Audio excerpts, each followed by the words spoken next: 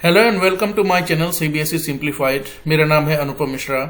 जैसा कि आप सभी जानते हैं कि मैंने रिसेंटली एक सीरीज शुरू की है इस यूट्यूब चैनल के माध्यम से, जिसमें आईसीएसई बोर्ड में क्लास 9th में और 10th में जो प्ले पढ़ाया जाता है काफी स्कूल में, Julius Caesar written by William Shakespeare, और जो ये एवरग्रीन पब्लिकेशन लिमिटेड का जो बुक है उसका वर्क बुक के जो पूरा प्ले को जिस तरह से 5 एक्ट में डिवाइड किया गया है और एक्ट के हर सीन में जो वर्क बुक से क्वेश्चन से पहले जो मल्टीपल चॉइस क्वेश्चंस हैं, उन मल्टीपल चॉइस क्वेश्चंस की हम इन वीडियोस में बात करेंगे और उनके जो 4 ऑप्शंस है वो मैं आपको पढ़कर बताऊंगा और साथ का उसका सही एक्सप्लेनेशन क्या है और साथ साथ सही उसका जो आंसर है वो आंसर क्या है इस वीडियो के माध्यम से उसको हम डिस्कस करने की कोशिश करेंगे। Those who have subscribed my channel, I am very thankful to them, and if you have any suggestion about the videos that I upload on this YouTube channel, you can share your comment and feedback through the comment section. And if you like the videos that I upload on this YouTube channel, please subscribe my channel and support me for my cause. Thank you very much for joining this YouTube channel. तो let's begin, चलिए शुरू करते हैं। The first question of this video is और इससे पहले कि हम ये वीडियो शुरू करें तो आपके रेफरेंस के लिए बता देता हूं, ये एक्ट 2 सीन 1, इस वीडियो में हम एक्ट 2 सीन 1 की बात करेंगे। तो थोड़ा सा मैं इसमें बैकग्राउंड बता देता हूं। देखिए, एक्ट 2 जो है विलियम शेक्सपियर का जो प्ले है जूलियस सीजर, इस एक्ट 2 का जो मेन पूरा जो कैरेक्टर्स हैं और जो पूरा प्लॉट है, इस पूरे जो चीजें इसमें डिस्कस की गई है वो बेसिकली है कि जूलियस सीजर के असैसिनेशन से ठीक पहले, एक दिन पहले, जितने भी कॉन्स्पिरेटर्स, ऑल द कॉन्स्पिरेटर्स, जिसमें कैस्का है, डेशियस ब्रूटस है, सिजेरियो है, लिगारस है, मेटलस सिम्बर है, कैसियस है, ये सारे के सारे क्या करते हैं, ये मार्कस ब्रूटस के घर जाते हैं उससे मिलने के लिए, और वहां बहुत सारी बातें होती है, बहुत सारे डिस्कशन होते हैं और ये ब्रूटस फाइनली कन्विंस हो जाता है कि जूलियस सीजर को असैसिनेट करना it has now become very imperative, it has become now very important. और उसके अपने आइडियल्स हैं, उसके अपने प्रिंसिपल्स हैं, उसको लगता है कि अगर वो इस कॉन्स्पिरेसी का हिस्सा बनता है तो वो जो भी करने जा रहा है, whatever he is going to do, it's not because he does not love Julius Caesar, but it is because he loves his country more than Julius Caesar. That is why he becomes part of this enterprise wherein all these conspirators, they assemble at Brutus' house, and then the whole conspiracy of assassinating Julius Caesar is hatched, and finally they move on to the Senate on the very next day, जो कि Ides of March के नाम से जाना जाता है, और वही वो दिन है जिस दिन जूलियस सीजर की वहां पर हत्या कर दी गई थी, मर्डर कर दिया गया था। तो चलिए, फर्स्ट क्वेश्चन है, this seen in the play is important because it is here that. ये सीन इस प्ले में सबसे बहुत इंपॉर्टेंट सीन है। तो ये सीन इतना इंपॉर्टेंट क्यों है? 4 options are the conspiracy to murder Caesar is hatched. ये वो प्ले का पार्ट वो है जिसमें सीजर को एसेसिनेट करने की जो कॉन्स्पिरेसी वो फाइनलाइज होती है। यहाँ पर Portia complains to Brutus, Portia Brutus से कुछ कंप्लेंट करती है। We get to know of Brutus harsh nature, वो हमें ब्रूटस का जो हार्श नेचर है, स्वभाव है उसका, उसके बारे में पता चलता है। The plan to save Caesar is made. देखिए, सीजर को सेव करने का कोई प्लान तो इस पूरे प्ले में है नहीं। तो जो 4 ऑप्शंस इस क्वेश्चन के, उसका सही आंसर बनता है वो option A, the conspiracy to murder Julius Caesar is hatched. इस प्ले में, इस सीन में जो जूलियस सीजर की मर्डर की कॉन्स्पिरेसी है वो फाइनलाइज की जाती है ब्रूटस के घर में। रात का समय है, सारे कॉन्स्पिरेटर्स से मुंह अपने फेस को कवर करके छुपते छुपाते आते हैं और ब्रूटस से बहुत लंबी बातचीत होती है वहां पर। Next question, Brutus is in his at the middle of the night. देखिए, जैसे कि मैंने बोला कि रात का सीन है और चूंकि ब्रूटस के घर में ये मीटिंग थी, तो बेसिकली जो कॉन्स्पिरेटर्स हैं प्रेजेंट टाइम में उस सीन में कहां पर खड़े होकर बात कर रहे हैं? ब्रूटस के बेडरूम में है, कोर्ट यार्ड में है, ऑर्चर्ड यानी कि गार्डन में है, या फिर ऑफिस में? इस क्वेश्चन का सही आंसर है ऑर्चर्ड। वहां ब्रूटस के घर के बाहर एक बड़ा सा गार्डन है, वहीं पर सारे कॉन्स्पिरेटर खड़े होकर आपस में बातचीत कर रहे हैं। Next question, what is the time? जो जिस समय ये सीन चल रहा है प्ले में, तो वो बेसिकली वो समय क्या है? मिड डे है, मिडनाइट है, अर्ली मॉर्निंग है, इवनिंग? जैसा कि मैंने बताया, ये आधी रात के करीब ये सारे कॉन्स्पिरेटर्स ब्रूटस के घर में उससे मिलने आते हैं। Therefore the correct answer to question number 3 is it is midnight. Question number 4, which of the following statement is not true of Brutus. इनमें से 4 स्टेटमेंट दिए हैं और पूछा गया कि इनमें से कौन सा स्टेटमेंट ब्रूटस के लिए सही नहीं है, यानी कि ब्रूटस को जो कैरेक्टर है उसको मैच नहीं करता है। फर्स्ट, ब्रूटस इज इन अ काम and serine state of mind. Brutus देखिए, ब्रूटस बहुत ही नोबल कैरेक्टर इस पूरे प्ले का माना जाता है, बहुत ही respected and high very very honourable character है, बहुत ही is a man of principles, ठीक है, बहुत ही शांत दिमाग का, बहुत ही सुलझा हुआ व्यक्ति है और बहुत ही मैच्योर पॉलिटिशियन के रूप में इसको दिखाया गया है। दूसरा answer, he is in angry state of mind, वो बहुत गुस्सा है पूरे प्ले में। शायद एंड में ही हमको ये देखने को मिलता है कि ब्रूटस थोड़ा सा गुस्सा करता है कहीं के पर। अदरवाइज फर्स्ट हाफ के प्ले में ब्रूटस का कैरेक्टर ऐसा नहीं है कि जो बहुत गुस्सा करता हो। He is in a greatly disturbed state of mind, वो मेंटली बहुत डिस्टर्ब है। And he is very upset but looks com, वो बहुत अपसेट है लेकिन बहुत शांत दिखता है। देखो, जो स्टेटमेंट सही फिट नहीं बैठता है वो प्रेजेंट टाइम में वो है he is an angry state of mind, वो बहुत गुस्से में दिखाई पड़ रहा है। नहीं, गुस्से में दिखाई नहीं पड़ रहा है बिल्कुल भी, वो डिस्टर्ब है, अपसेट है लेकिन बिल्कुल शांत दिखाई पड़ता है, काम है, बिल्कुल सीरीन है, लेकिन एंग्री कहीं पर वो प्ले में दिखाई नहीं पड़ता है। Therefore the correct answer to question number 4 is option B.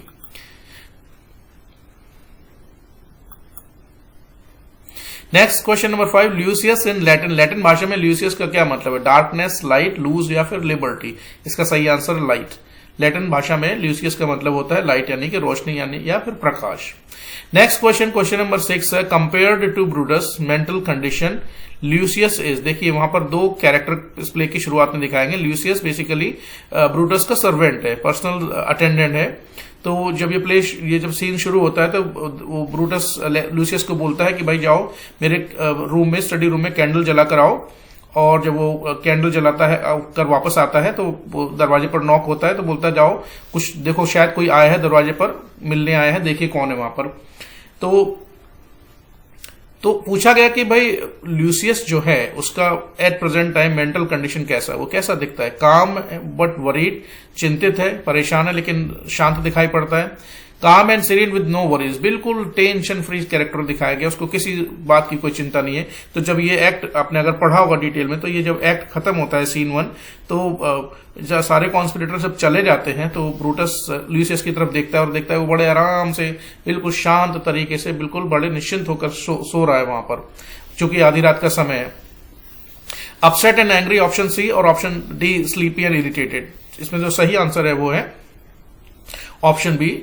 Brutus का जो मेंटल कंडीशन है वो बिल्कुल शांत है, उसको किसी भी तरह की कोई चिंता या फिक्र वाली एक्सप्रेशन उसके चेहरे पर नजर नहीं आता। क्वेश्चन नंबर 7 पूछ रहा है, since when has Brutus not been able to sleep peacefully. कब से इस प्ले में ब्रूटस जो है शांत तरीके से रात में सो नहीं पाया है? Since the time Cassius has complain to him about Mark Antony, उस समय से जब कैसियस ने आकर उसको मार्क एंटनी के बारे में कोई कंप्लेंट किया। ऐसा प्ले में तो कहीं इस तरीके का कोई सीन है नहीं। Since Cassius has complain to him about Caesar's growing powers, जब सीजर ने उसको बताया कि कैसे जूलियस सीजर जो है बहुत एम्बिशियस हो गया है, now he has accumulated lot of wealth and lot of political and military power and he has become ambitious and he has a desire in his mind that he wants to become the king of the country. तो ये जब Cassius उसको आकर Brutus को भड़काता है एक तरीके से, तो उसको थोड़ा सा वो परेशान हो जाता है ब्रूटस और सही से सो नहीं पाता है। ऑप्शन सी पढ़ देता हूं, since the time Cassius the time has criticised him, या फिर option D, since the time Cassius has criticised Portia. Option D में कैसियस पोर्शिया को क्रिटिसाइज करता है, ऐसा तो प्ले में कुछ ऐसा है नहीं। तो इस क्वेश्चन का जो सही आंसर है, उस क्वेश्चन का सही जो ऑप्शन है option B, since Cassius has complain to him about Caesar's growing power. तब से जो है ब्रूटस सीजर के माइंड में कॉन्फ्लिक्ट शुरू हो जाता है और वही कॉन्फ्लिक्ट कारण बनता है आके ब्रूटस के कॉन्स्पिरेसी में शामिल होने का। क्वेश्चन नंबर 8 पूछता है, Brutus fears that Caesar might. Brutus को देखिए किस बात का डर है। ये प्ले में जूलियस सीजर का जो प्ले है इसमें बहुत ही प्रोमिनेंटली इस जूलियस ब्रूटस के कैरेक्टर को पोर्ट्रे किया गया है विलियम शेक्सपियर के द्वारा, और उसको दिखाया गया that he is a man of principle and he is a very kind of a noble and kind human being. ठीक है, पब्लिक फिगर है और काफी सारे उसके जो रोम की जनता में उसका बहुत ही विश्वास और बहुत ही लोग उसको मानते हैं। तो उसको सिर्फ एक बात का डर था और इसी वजह से वो है जो कॉन्स्पिरेसी में बाद में शामिल हो गया था। उसको क्या लगता था, पहले ऑप्शन पढ़ देता हूं, ब्रूटस के दिमाग में सीजर के प्रति क्या विचार है। That Caesar might help democracy to flourish in Rome. अगर सीजर एब्सोल्यूट पावर पाकर रोम का किंग बन गया लाइफ टाइम के लिए, तो वो उसकी वजह से डेमोक्रेसी रोम में आ जाएगी। Become a tyrant once he has absolute powers as king, और वो बड़ा ही तानाशाह बन जाएगा कि अगर वो सपोजिटली अगर वो रोम का किंग डिक्लेयर कर दिया जाता है तो वो उसके पास इतनी पावर आ जाएगी कि वो तानाशाह बन जाए। Forget him Brutus and not love him, वो ब्रूटस सीजर जो है ब्रूटस को भूल जाएगा और उससे प्यार करना बंद कर देगा। Give more importance to Cassius, Caesar जो है ब्रूटस को इग्नोर करके कैसियस को ज्यादा इंपॉर्टेंस देना शुरू कर देगा। देखिए इसका ऑप्शन जो सही आंसर है वो ऑप्शन बी है, become a tyrant once he has got absolute power. Question number 9 पूछता है Brutus thinks of Caesar as a, ये प्ले में बड़ा ही डिटेल में इसका डिस्क्रिप्शन दिया है कि ब्रूटस सीजर को किससे कंपेयर करता है। सरपेंट एग, सांप के एग, सरपेंट शेल जो अंडों का शेल होता है, सरपेंट स्टिंग जो उसके जहर वाले दांत होते हैं, ये सरपेंट स्किन या उसकी जो खाल से यानी कि स्किन से कंपेयर करता है। ब्रूटस देखिए सीजर को सरपेंट एग सांप के अंडों से कंपेयर करता है और वो इस बात को बड़ा क्लियरली बोलता भी है कि सीजर इतना खतरनाक है कि जैसे सांप के अंडों को अगर बचपन में नष्ट ना किया जाए तो वो बड़े होकर वो उसमें से जहरीले सांप ही प्रोड्यूस होते हैं और वो आम आदमी के लिए बड़ा खतरा बन जाते हैं। तो जरूरी है कि उनको शुरुआत में ही नष्ट कर दिया जाए। सो बेसिकली पॉइंट ये है कि ब्रूटस का ओपिनियन ये था कि अगर सीजर को किंग बनने से पहले किसी तरीके से रोक दिया जाए या रास्ते से हटा दिया जाए तो रोम में जो डेमोक्रेसी है वो बरकरार बनी रहेगी। क्वेश्चन नंबर 10 बोल रहा है the anonymous letters written by Cassius urges to. देखिए इसमें सीन में दिखाया गया है कि जो कॉन्स्पिरेटर्स थे वो कुछ उनमें जो मेन कॉन्स्पिरेटर है वो कैसियस है, वो एक प्लान करता है। वो प्लान में ये करता है कि बहुत सारे वो लेटर्स लिखता है, लिखवाता है, अलग अलग लोगों के द्वारा अलग अलग हैंड राइटिंग में वो लेटर लिखे जाते हैं और उन लेटर्स को ऐसी जगह रखा जाता है ताकि वो ब्रूटस को ये किसी भी तरीके से मिल जाए और वो उनको पढ़ ले। तो एक ब्रूटस के ऑफिस में डाला जाता है कि उसकी स्टैच्यू पर लगाया जाता है और एक उसके स्टडी रूम में लेटर उसकी सीट पर रख दिया जाता है ताकि जस्ट टू मेक श्योर कि वो उन लेटर्स को पढ़ ले। और उस लेटर में लिखा क्या होता है, बहुत सारी बातें लिखी होती है। तो उस लेटर का जो मतलब मेन पॉइंट है वो ये है कि भाई जो ब्रूटस के हाथ में ही है सिर्फ ये है कि अगर जूलियस सीजर को अगर कोई रोक सकता है तो वो केवल ब्रूटस ही है, क्योंकि अगर जूलियस सीजर किंग बन गया तो रोम में डेमोक्रेसी खत्म हो जाएगी and he will become an absolute leader. तो ऐसे में रोम को अगर बचाने की जिम्मेदारी किसी की है तो वो मार्कस ब्रूटस की बहुत ज्यादा है, क्योंकि रोम में जो कंट्री में उसका जो प्रभाव है, जो लोगों के बीच उसकी पॉपुलैरिटी है, वो बहुत ज्यादा है। तो ऑप्शन 4 क्या है, save him from himself from Caesar. Cassius Brutus से अर्ज करता है कि उसको सीजर से बचाया जाए। सेव रोम, सेव पोर्शिया और सेव सीजर। ऑप्शन इसका सही है सेव रोम। क्वेश्चन नंबर 11 पूछ रहा है Brutus reason for wishing to get rid of Caesar is purely based on. देखिए ये जो ब्रूटस का स्पेलिंग है उसमें अपोस्ट्रोफी ऊपर लगा हुआ है कॉमा। देखिए जब अपोस्ट्रोफी एस लगाया जाता है तो जो नाम या जो वर्ड्स एस से एंड होते हैं तो उसमें फिर अपोस्ट्रोफी के बाद दोबारा एस नहीं लगाते, तो इसलिए इसमें ये केवल एक ऊपर छोटा सा कॉमा लगाया गया है। फिलहाल क्वेश्चन पढ़ देता हूं मैं। Brutus reason for wishing to get rid of Caesar is purely based on. Brutus के माइंड में सीजर को रास्ते से हटाने का या एसेसिनेट करने का सिर्फ एक ही ऑब्जेक्टिव था, उसके दिमाग में सिर्फ एक ही उसका प्रिंसिपल था और इसीलिए वो कॉन्स्पिरेसी में शामिल हो गया था। वो क्या था, 4 ऑप्शन पढ़ देता हूं। What the soothsayer had said about the आइट्स of March, क्योंकि सूथसेयर ने पहले ही आइट्स ऑफ मार्च के बारे में जूलियस सीजर को लेकर कोई भविष्यवाणी की थी, इसलिए ब्रूटस कॉन्स्पिरेसी में शामिल हो गया। Is mere suspicion that Caesar might become a tyrant in future, उसको केवल ऐसा डर है, इस बात का आशंका है। He had this kind of suspicion and apprehension in his mind that if Caesar becomes the king of the country he will destroy the democracy in the whole country and he will become an absolute leader and lot of people will die because of his dictatorship. Option C है is having full support that Caesar will become a tyrant, उसके पास पूरा इस बात का proof है कि Julius Caesar आगे चल के एक तानाशाह बन सकता है। Is on ambitions of becoming a king, या फिर वो मार्कस ब्रूटस खुद ही किंग बनना चाहता था। इसमें जो पहला ऑप्शन तो सही नहीं है, डी वाला ऑप्शन भी सही नहीं है। जो बी और सी में से जो सही ऑप्शन ये है कि उसको सिर्फ एक सस्पेशन, एक डाउट था माइंड में कि कहीं ऐसा ना हो कि जूलियस सीजर किंग बनकर रोम में डेमोक्रेसी को खत्म ना कर दे। तो therefore the answer, correct answer to question number 11 is B. Question number 12 बोल रहा है although Brutus takes decision to kill Caesar, यानी कि यद्यपि वो Brutus becomes a part of the conspiracy that had a very clear objective of assassinating Julius Caesar in the play Julius Caesar written by William Shakespeare, but Brutus has a different kind of objective. His only thought, उसके मन में सिर्फ एक ही बात थी, वो क्या थी, that he has personal grudge against Caesar, उसका सीजर के प्रति कोई व्यक्तिगत उसको घृणा थी। No personal grudge against Caesar, उसको व्यक्तिगत तौर से सीजर से किसी तरह की कोई नफरत नहीं थी। No idea about what he was doing, उसको कुछ पता ही नहीं था कि वो खुद क्या कर रहा है। एंड नो लव फॉर रोम, उसको रोम से बिल्कुल प्यार नहीं था। देखिए ब्रूटस का डिसीजन, ये हम पहले भी कई बार डिस्कस कर चुके हैं कि उसको केवल इसलिए उसने कॉन्स्पिरेसी में शामिल हो गया था कि उसको लगता था कि वो अपने देश से ज्यादा प्यार करता है। Even though Brutus and Julius Caesar अच्छे फ्रेंड्स इसमें दिखाए गए हैं, एक दूसरे का सम्मान करते हैं, लेकिन फिर भी लगता था कि भाई, वो खुद कहता है कि मुझे पर्सनली जूलियस सीजर से कोई द्वेष नहीं है, फिर भी I would become the part of this conspiracy. तो क्वेश्चन नंबर 12 का सही ऑप्शन है ऑप्शन बी। क्वेश्चन नंबर 13 पूछ रहा है the conspiracy is so evil that it chooses to roam freely in. Conspiracy का, इसके बारे में एक सेंटेंस इस प्ले में बोला गया है, या जब आप प्ले पढ़ेंगे लाइन बाय लाइन तो आपको ये लाइन मिल जाएगा ढूंढने से। तो उस कॉन्स्पिरेसी को संबोधित करते हुए एक लाइन बोली गई है कि कॉन्स्पिरेसी इतनी खतरनाक है और इतनी एविल, इतनी प्रवृत्ति इसकी दुष्ट तरीके की है कि वो किस समय में बिल्कुल फ्रीली पूरी दुनिया में घूमती है। ड्यूरिंग द डे, दिन के समय, ऑन द स्ट्रीट, सड़कों पर, ड्यूरिंग द नाइट, रात्र के समय, या फिर ऑन द बैटलफील्ड, या युद्ध के मैदान में। तो इसमें जो लाइन है उसके हिसाब से जो क्वेश्चन का सही आंसर है वो है the conspiracy is so evil that it chooses to roam freely during the night.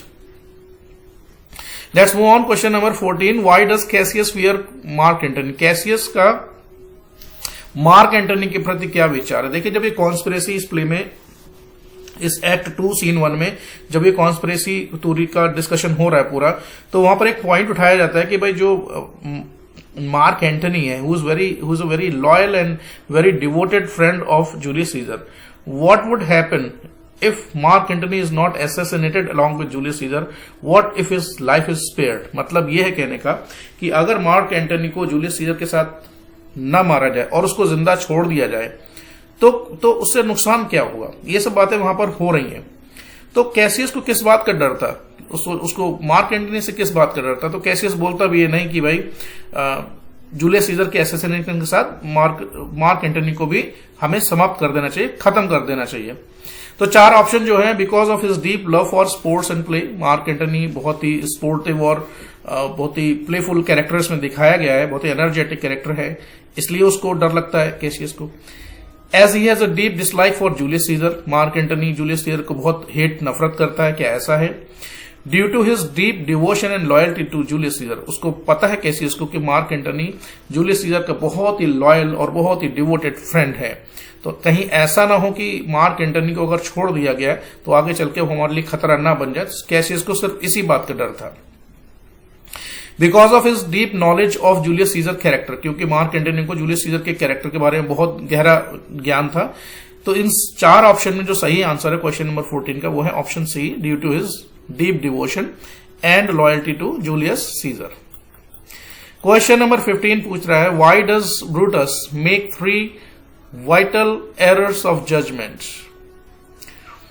तो देखिए, ब्रूटस वैसे तो बहुत ही आइडियलिस्टिक कैरेक्टर है, यहाँ पर बहुत ही इंटेलिजेंट तरीके के व्यक्ति, very calm and very serious, but the only thing that he was going through some kind of internal conflict. और वो कॉन्फ्लिक्ट क्या है कि वो उसको कॉन्फ्लिक्ट सिर्फ ये था कि whether I should choose my country और I should choose my friend Julius Caesar, दोनों में से सिर्फ एक ही चीज रह सकती है, दोनों चीजें नहीं रह सकती। अच्छा, उसके साथ साथ कैरेक्टर में सिर्फ एक कमी थी, that he was a bad जज ऑफ कैरेक्टर्स। उसने लोगों को कैरेक्टर को सही से जज नहीं कर पाया और बहुत ज्यादा फिलोसफिकल उसका कैरेक्टर हो गया इस सीन में आके। तो बस वही एक थोड़ा सा एरर हो गया इसके जजमेंट में, और शायद इसका बाद में अफसोस भी होता है। ये प्ले में आगे चल के दिखाया भी है, जब आप पढ़ेंगे पूरा प्ले तो इसमें है लास्ट में ये उसको इस बात का रिग्रेट होता है कि वो थोड़ा सा उसका जजमेंट थोड़ा सा गलत हो गया था। तो क्वेश्चन नंबर 15 के 4 ऑप्शन जल्दी से पढ़ देता हूं। For being to philosophical and bad जज of character, because he may be philosopher but he is not a good जज of character. C, as he is well suited to plotting and planning murders, because he is not right in all the 3 decisions ही टुक। तो जो सही answer है इस question का, ये बहुत philosophical हो गया है और कैरेक्टर्स को वो सही से जज नहीं कर पाया। यही उसके जीवन की सबसे बड़ी एरर थी, सबसे बड़ी भूल थी। क्वेश्चन नंबर 16 पूछ रहा है, according to idealistic Brutus Caesar's murder will B.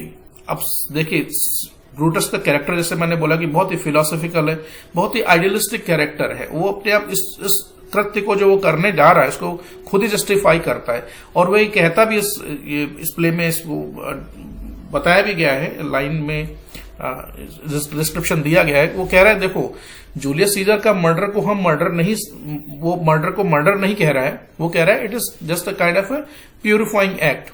जैसे संसार में बहुत सारी चीजें होती हैं, बहुत सारी दुनिया में बहुत सारी चीजें होती हैं, बहुत सारी कमियां होती हैं, बहुत सारी ऐसी चीजें होती हैं जिनको गंदगी होती है, इसको समाज से हटाना बहुत जरूरी है। सोशल इविल्स होती है, उनको बड़ा हटाना बहुत जरूरी होती है। तो अगर आप ऐसा कर रहे हैं तो वो पूरी तरीके से लीगल माना जाता है, उसको ऐसा करने में कोई बुराई नहीं है। तो ब्रूटस का शायद यही मत था जूलियस सीजर के प्रति कि वो बहुत एम्बिशियस बन गया है, और एम्बिशियस बनने का उसका जो दुष्परिणाम है, यानी कि जो बैड इफेक्ट्स होंगे वो रोम की जनता को भुगतने पड़ेंगे। So by killing Julius Caesar we are not doing और committing any kind of crime, we are just purifying the society. तो जो 4 ऑप्शन है क्वेश्चन नंबर 16 के, स्पिरिचुअल एक्ट है, प्यूरिफाइंग एक्ट है, ब्रूटल एक्ट है और act of cruelty.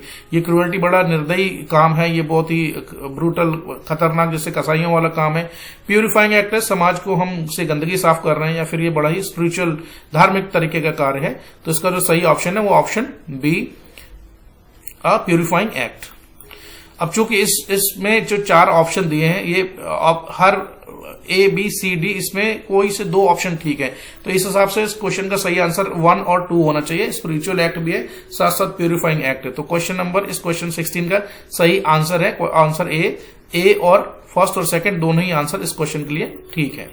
Question number 17 में पूछा गया, खाली जगह है, takes the responsibility of making sure Caesar goes to Capitol. देखिए, इसमें जब बात फाइनलाइज हो जाती है तो एक वहां पर इसमें एक रेफरेंस आता है कि इसमें कहा जाता है कि Julius Caesar has become very superstitious lately. वो रिसेंटली बड़ा ही सुपरस्टिशियस हो गया है। तो मुझे ऐसा डर है, हमें ऐसी आशंका है कि शायद वो अपनी पत्नी की बातों को बहुत ज्यादा मानने लग गया है, और पत्नी भी बहुत सुपरस्टिशियस है। तो हो सकता है कि कल वो कैपिटोल ना आए। तो एक व्यक्ति कोई जिम्मेदारी लेता है कि नहीं, आप चिंता ना करो, मैं I take the responsibility and I make sure that I will convince Julius Caesar to come to the Capitol the next day. And it was a day on which the assassination of Julius Caesar was already planned. 8th of March जो दिन है। तो 4 लोगों में से किसको ये responsibility मिलती है? कैसियस को, कैसका, ट्रिबोनियस या फिर डेसियस को? इसका सही आंसर है डेसियस ब्रूटस। वो कहता है कि नहीं, आप चिंता ना करो, मैं जूलियस सीजर को कल कैपिटोल की तरफ लेकर आऊंगा। अब नेक्स्ट क्वेश्चन पढ़ते हैं, question number 18। How is Metellus instrumental in the murder of Caesar? देखिए, मेटलस का जो कैरेक्टर है, तो उसको लास्ट में इस प्ले में वो उसको इंट्रोड्यूस किया जाता है, इस वाले सीन में, एक्ट 2 सीन 2 में उसको बाद में इंट्रोड्यूस किया जाता है। तो वो बाद में बड़ा ही इंपॉर्टेंट कैरेक्टर है इस पूरे मर्डर का जो प्लॉट है, जो कॉन्स्पिरेसी, बड़ा ही इंपॉर्टेंट प्लॉट है। तो उसका क्या रोल है बेसिकली पूरी कॉन्स्पिरेसी में? Option A, he is very much part of the conspiracy, वो कॉन्स्पिरेसी का पार्ट है। He is ready to do anything for Brutus whom he admires, वो ब्रूटस के लिए कुछ भी करने के लिए तैयार है। He is one to plead with Caesar for the repeal of his banished brother, कि वो जाएगा और जूलियस सीजर से अपने जो banished brother है, यानी कि जिस भाई को देश निकाला दे दिया गया, उसको माफी दिलवाने की कोशिश करेगा। और he is the main conspirator who is jealous of Julius Caesar, उस पूरे प्लॉट का वो मेन कॉन्स्पिरेटर है। देखिए मेटलस सिम्बर मेन कॉन्स्पिरेटर नहीं है, बाद में इस कॉन्स्पिरेसी में शामिल हुआ सिर्फ इसलिए कि वो ब्रूटस को बहुत एडमायर करता था और वो ब्रूटस के लिए कुछ भी करने के लिए तैयार था। हालांकि ब्रूटस बाद में ये कहकर मना कर देता है कि now it is too late, अब तो बहुत देर हो चुकी है, तुम शुरू से इस कॉन्स्पिरेसी में शामिल नहीं हो, तो तुम्हें इसके बारे में जो हमारा जो मोटिव और इंटेंशन तुम उसको समझ नहीं पाओगे, so let's you please do not be A part of this conspiracy. फिर भी वो कहता है कि नहीं नहीं, मैं आपके लिए कुछ भी करने के लिए तैयार हूं। तो क्वेश्चन नंबर 18 का इस तरह जो सही आंसर बनता है वो option B, he is ready to do anything for Brutus whom he admires. Question number 19, just before leaving when Cassius says the morning comes upon us, by morning he is referring to, देखिए कह रहे morning comes upon us, जब meeting खत्म हो जाती है, वो जो रात में जो कॉन्स्पिरेटर्स के बीच में जो इतना लंबा चौड़ा कॉन्वर्सेशन है वो जब खत्म हो जाता है, जब सब चलने लगते हैं, तो कैसियस एक बात बोलता है, the morning comes upon us. तो ये जो मॉर्निंग है वो किसको रेफर करती है? देखिए ये जो मीटिंग हो रही थी वो 14 तारीख की रात की मीटिंग है और अगले दिन सुबह 8 बजे सबने प्लान किया था कि सभी लोग सीनेट में जाकर वहां पर मिलेंगे और उसके बाद का जो प्लान है उसको एग्जीक्यूट करेंगे। तो सीजर कहता है कि देखो आने वाला समय है वो बहुत इंपॉर्टेंट दिन होने वाला है, और सुबह को जो जिस चीज से रेफर कर रहा है वो 8 ऑफ मार्च है, 14 ऑफ मार्च है, या फिर morning when Caesar was offered the crown, और the morning when soothsayer warned Caesar about the 8 of March. ये देखो जो बाकी के 3 ऑप्शन है बी, सी और डी, ये बातें ऑलरेडी पहले हो चुकी हैं, एक्ट 1 में हो चुकी है, एक्ट 2 में ऐसा कुछ है नहीं। तो ये जो बात हो रही है, ये बात हो रही है 8 ऑफ मार्च, क्योंकि एक बार फिर मैं आपको रिमाइंड करा देता हूं, ये जो मीटिंग चल रही थी वो 14 तारीख की रात की मीटिंग है और अगले दिन सुबह का जो समय था वो था 8 ऑफ मार्च, यानी कि 15th ऑफ मार्च।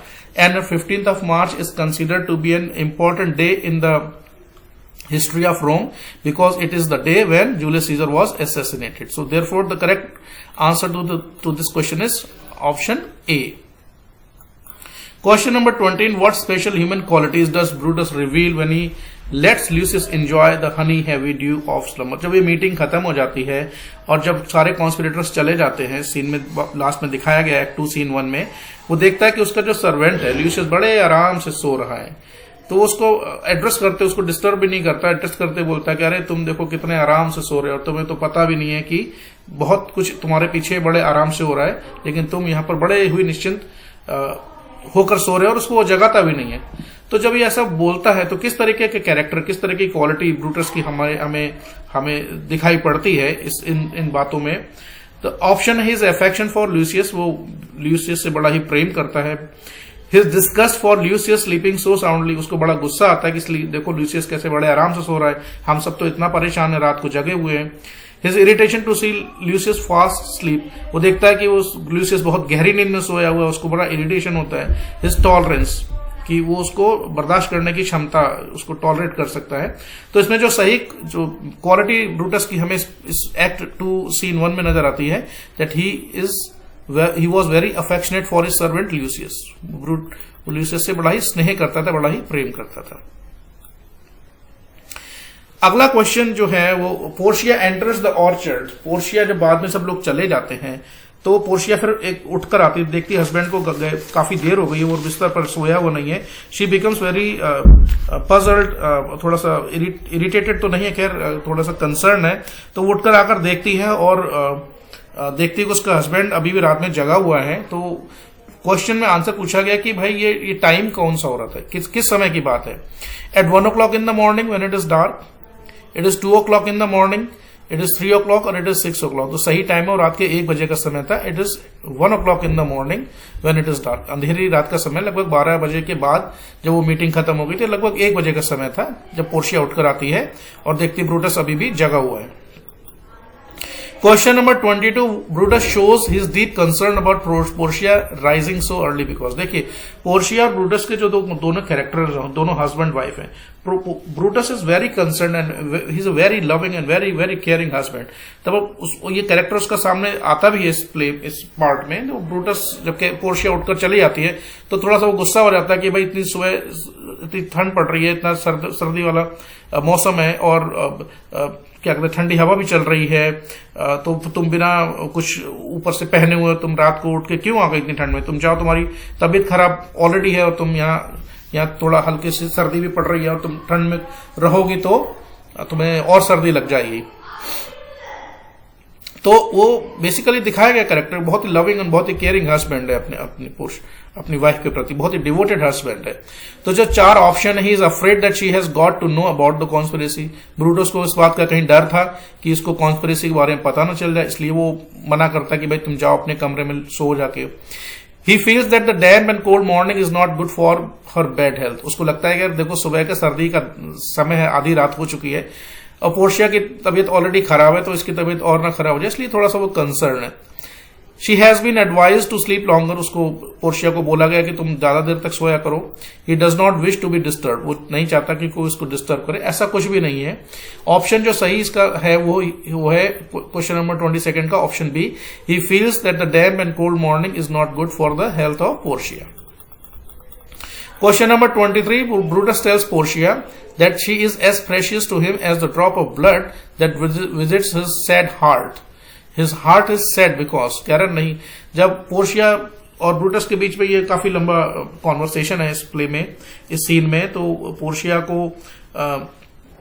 लगता है कि ब्रूटस उसको सही इंपॉर्टेंस नहीं दे पा रहा है या उसको उतना जैसे एक वाइफ के जैसा उसको सम्मान मिलना चाहिए था वैसा उसको मिल नहीं रहा है, और इसीलिए वो बहुत कुछ उसके मन में चल रहा है लेकिन वो उसको बताने के लिए तैयार नहीं है, उसको डिस्टर्ब करना नहीं चाहता। तब जब ब्रूटस इस बात को बोलता है that she is very precious to him as the drop of blood that visits its sad heart, तो पूछता है सैड हार्ट का मतलब क्या है।